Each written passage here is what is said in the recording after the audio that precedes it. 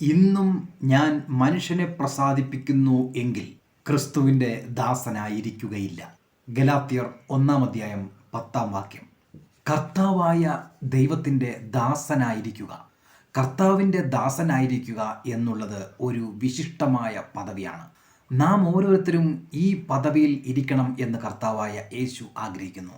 നമ്മെക്കുറിച്ചുള്ള അവൻ്റെ ഇഷ്ടങ്ങൾ നിറവേറ്റി ഈ ഭൂമിയിൽ ഉത്തരവാദിത്തോടെ നാം ജീവിക്കുമ്പോൾ നമ്മുടെ സഹോദരന്മാർ, നമ്മുടെ അച്ഛനമ്മമാർ, ബന്ധുമിത്രാദികൾ, നാട്ടുകാർ ഇവരെല്ലാമായും ബന്ധപ്പെട്ട ഒരു ജീവിതമാണ് നാം നയിച്ചു പോരുന്നത്.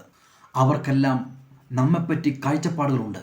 നാം എങ്ങനെ ജീവിക്കണം എന്നതിനെക്കുറിച്ച് ഇവരുടെ എല്ലാം ഒരു സ്വാധീനം നമ്മുടെ ജീവിതത്തിൽ ചെലുത്തപ്പെടാറുണ്ട്.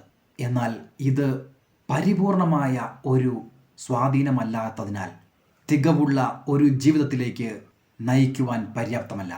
കാരണം 1 കൊരിന്ത്യർ 2-ാം അധ്യായത്തിൻ്റെ 10-11 വാക്യങ്ങളിൽ ദൈവം തന്നെ സ്നേഹിക്കുന്നവർക്ക് ഒരുക്കിയിട്ടുള്ളത് കണ്ണ് കണ്ടിട്ടില്ല, ചെവി കേട്ടിട്ടില്ല, ഒരു മനുഷ്യൻ്റെയും ഹൃദയത്തിൽ തോന്നിയിട്ടുമില്ല എന്ന് എഴുതിയിരിക്കുന്നത് പോലെ തന്നെ. പ്രിയരെ, മറ്റുള്ളവരെ പ്രീതിപ്പെടുത്തി നാം നമ്മുടെ ജീവിതത്തിൽ മുന്നേറുവാൻ നോക്കുമ്പോൾ ദൈവത്തിന് നാം ഓരോരുത്തരെയും കുറിച്ച് വ്യക്തമായ ഒരു പദ്ധതിയുണ്ട്. നാം ജീവിച്ച് പോരേണ്ടതിന് അവൻ അത് നമുക്കായി മുന്നൊരുക്കിയിരിക്കുന്നു.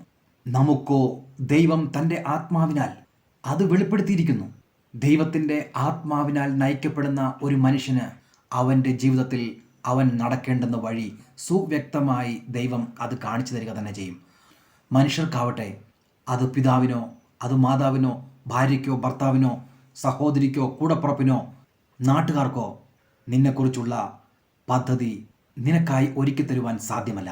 അതുകൊണ്ട് നമുക്ക് ജാഗ്രതയോടെ ദൈവം എനിക്കായി ഒരുക്കി വച്ചിരിക്കുന്ന പദ്ധതി എന്താണ്, വഴി എന്താണ് എന്ന് ആരാഞ്ഞ് ജീവിക്കുന്നതിൽ ഉത്സാഹമുള്ളവരായിരിക്കാം. മനുഷ്യരെ പ്രസാദിപ്പിച്ച് നാം ജീവിതത്തിൽ മുന്നേറുമ്പോൾ അത് ദൈവത്തിൻ്റെ പദ്ധതിയിൽ നിന്നും നേരെതിരായുള്ള പാതയിലൂടെയാണ് സഞ്ചരിക്കുന്നത് എന്ന് മറക്കാതിരിക്കുക. അവൻ്റെ ആത്മാവ് നമ്മുടെ ആത്മാവോട് കൂടി ചേർന്ന് നാം ചെയ്യേണ്ടത് എന്താണെന്ന് നമുക്ക് പറഞ്ഞു തന്ന് ഇടത്തോട്ടോ വലത്തോട്ടോ തിരിയേണ്ടതെന്ന് നമ്മുടെ പാദങ്ങൾക്ക് മാർഗനിർദ്ദേശം നൽകി വിജയകരമായ ഒരു ജീവിതത്തിലേക്ക് നമ്മെ നയിക്കും. കർത്താവിൽ ആശ്രയിക്കാം. ദൈവത്തിൻ്റെ വചനം എപ്പോഴും ധ്യാനിക്കാം. പരിശുദ്ധാത്മാവിനായി നമ്മെ തന്നെ പരിപൂർണമായും വിട്ടുകൊടുക്കാം.